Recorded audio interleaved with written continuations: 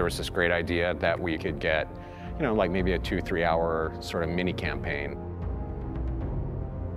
Well, that was the original plan. Not quite what happened, but since we pretty much ended up making a full game. The game gets more and more ambitious, and then next thing you know, it's not like anything you've worked on before. We knew that we wanted to keep what was great, that people loved about the Halo experience, that 30 seconds of fun over and over again. We knew we had to preserve that, but at the same time give it an ODST spin. We wanted to try something that we'd never done before, and I think that means breaking the mold of what people expect from Halo. Here's an engine, here's a story, you got a year, go.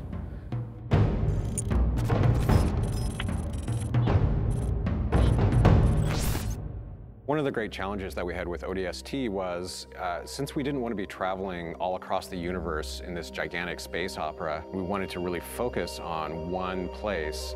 The hub was the single most technical thing that we've ever accomplished in the Halo engine. There was a lot of work done to try to come up with smart ways that we could build the city. It's definitely the biggest environment that we've made in any Halo game.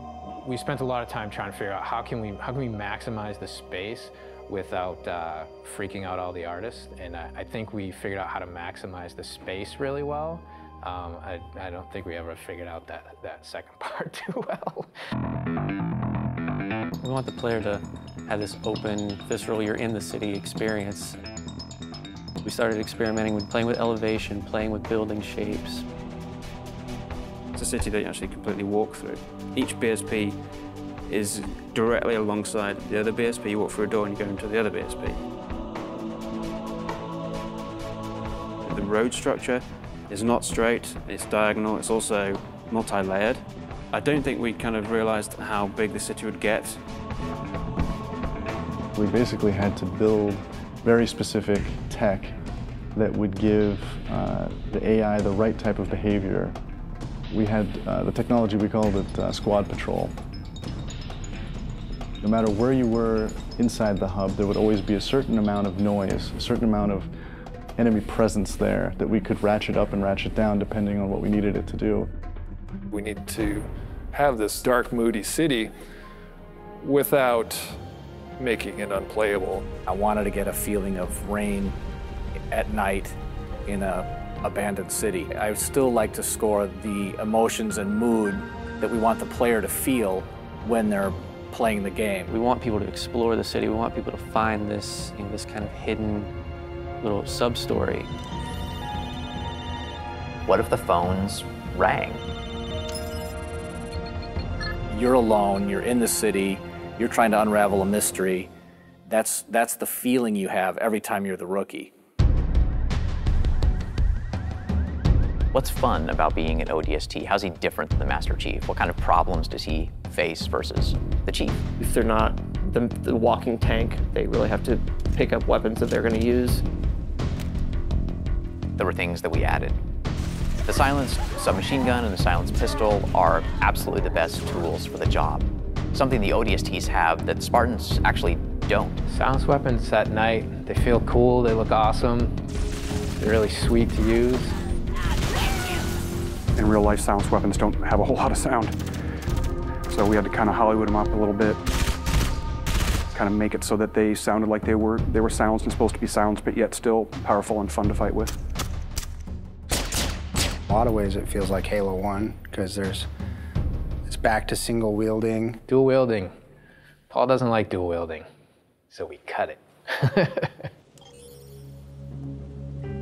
Visor mode is really cool, and it evolved a lot. There were versions that looked really great for the art, but yeah, maybe they didn't do such great things for the design.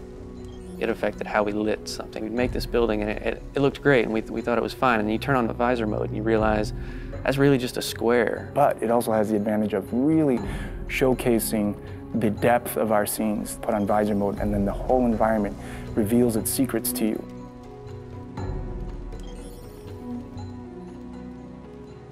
You know what sucks about big cities? You can get lost really quick. And that's where we came up with ideas for the Visor database, where you have a great map of the city that not only shows you where you are, but allows you to choose where you want to go. If you don't have that tool to help you navigate the city. You're never gonna find the high action flashback scenes, which we were banking on to be the core fun of the game. It's a very simple idea. It was an amazing struggle to get there. When you combine those things that we took away with things that we added, such as the visor, even though you might feel a bit more vulnerable, you have the right tools for the job. The hardest part moving from Halo 3 to ODST was just the difference in the play styles of the characters. If you look at the Master Chief in the course of the Halo games, he became ridiculously powerful over time. And ODST feels very different because when you start taking fire, you can't just continually keep kicking ass. You have to actually look for cover because you don't have a motion tracker like the Chief.